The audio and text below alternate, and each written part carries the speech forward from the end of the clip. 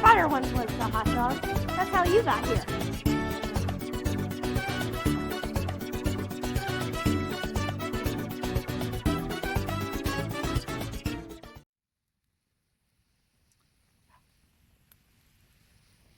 Oh, hi.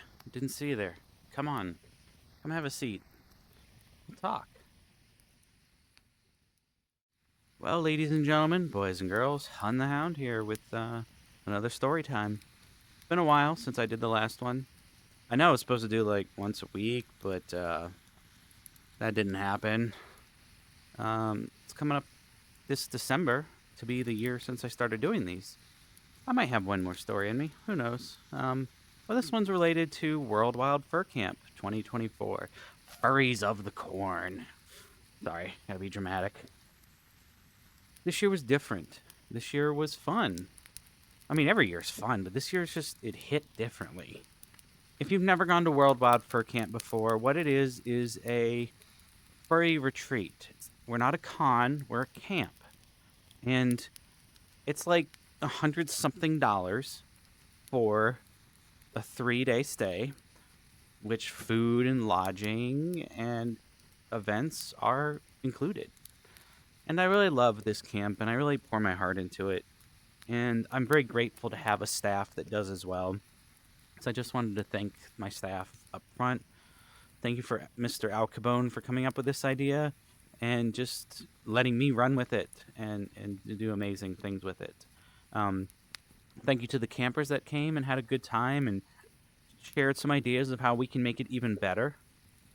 I appreciate it very much.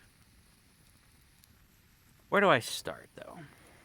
So this year, we didn't have a staff day. Like in the first story, or one of the first stories I told, we had the staff day. We were there early. No, we all got there about 10, 11, 11:30 for some people that were a little bit later, including myself. No, I got there at 10:30. It wasn't that late. We got there at the campgrounds, introduced ourselves, met Milk, who's the person that helps run the camp, is like the main person. She's a wonderful individual, and we appreciate them very much. And we got Reg set up, and this year we had badges printed ahead of time and laminated and really pretty. The badges were done by Jeannie again, of course. And we had a lot of campers come in, and one of the biggest things I noticed, well, it kind of was the same thing at the old campground, was you got to walk. Like, your cabin may be all the way back there. And in the time of in measuring distance, the cabins really aren't that further away from the parking lot as it was in the last campgrounds. It's just, you got to kind of worm through the woods and stuff like that. So what we ended up doing when people were coming in from Reg is Mighty has a Jeep truck, Gladiator, or whatever you call it. And people that were,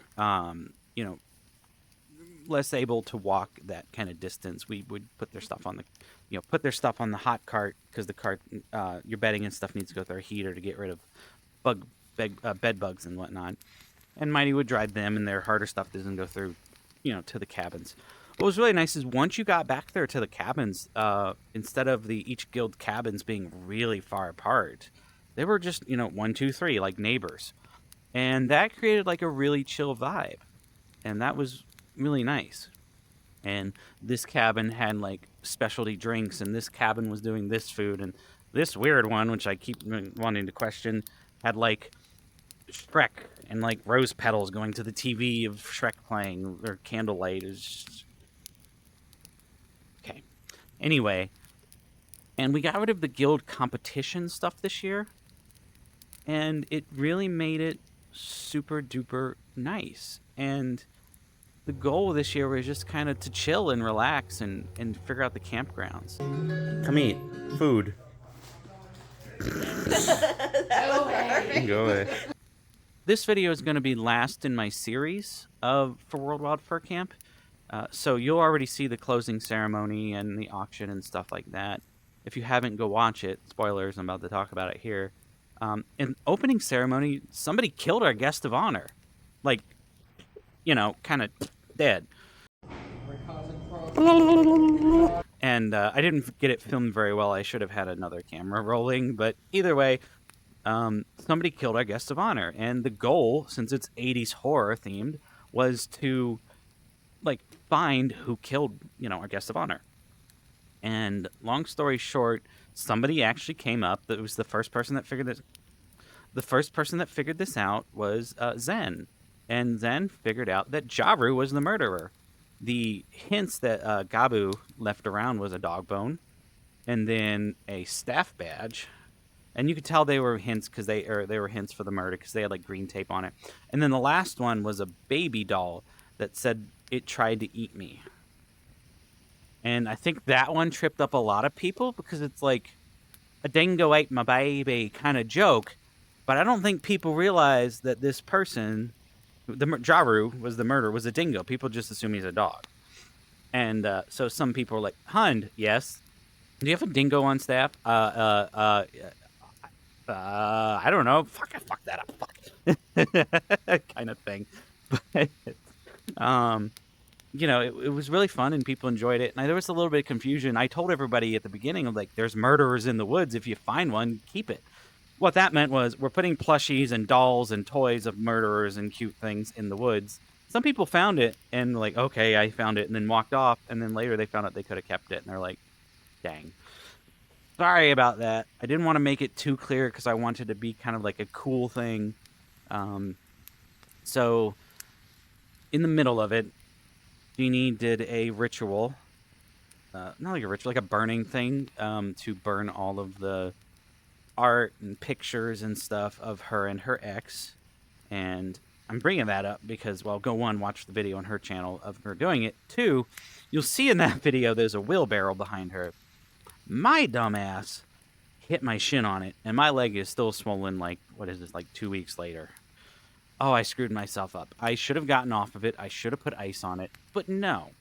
I go to the dance of the 80s prom and dance like crazy. And the 80s prom was really cool as well because we had a camera on a tripod, and Harley let us use her backdrop with little like twinkle lights on it.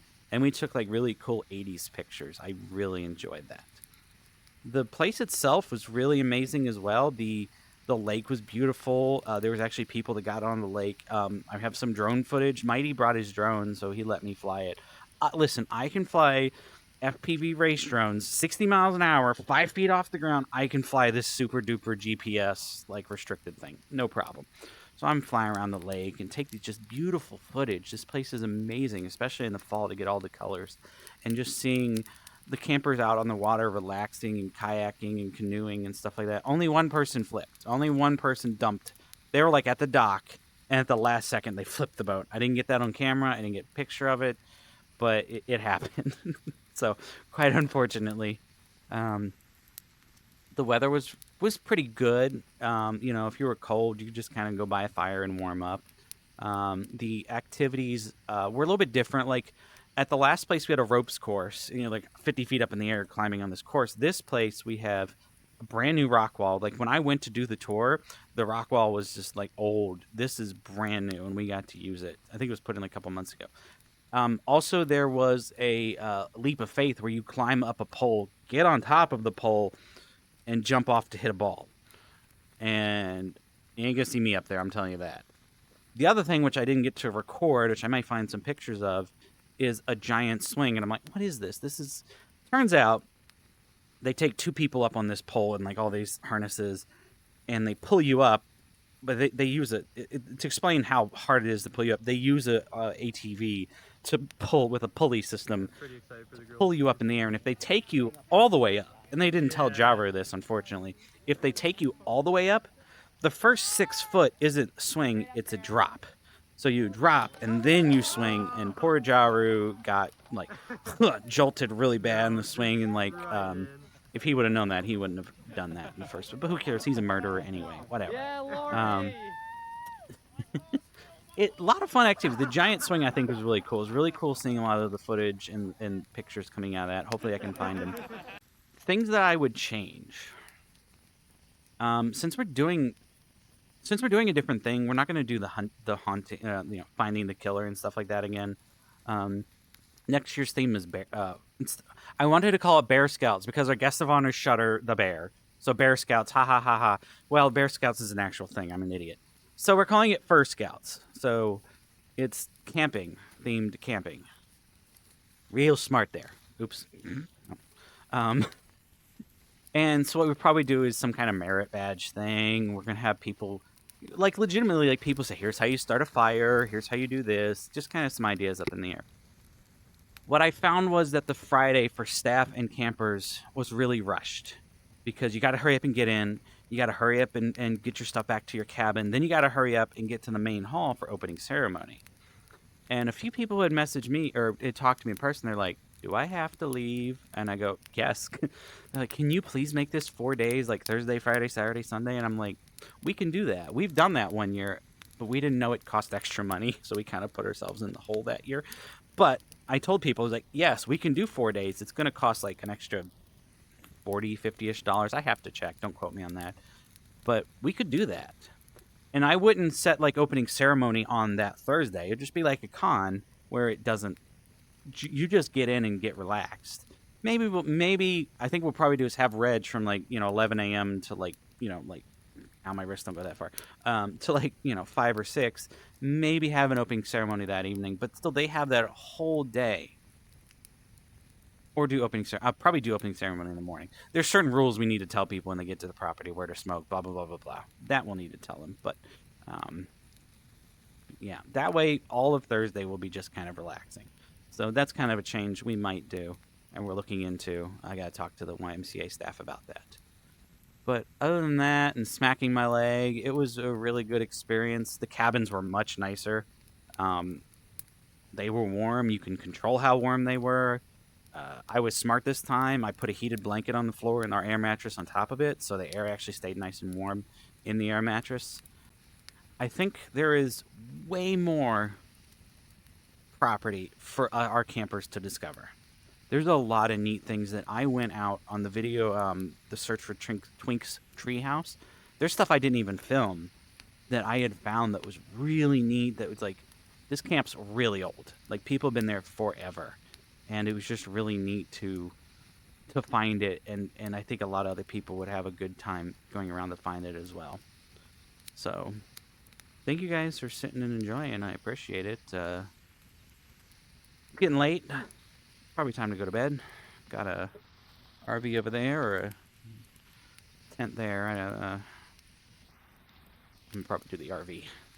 I ain't sleeping in the woods. I'm a civilized dog. Anyway. Bye. There's a lot of friction. They twist it around. So it gets Fire once was the hot dog. That's how you got here.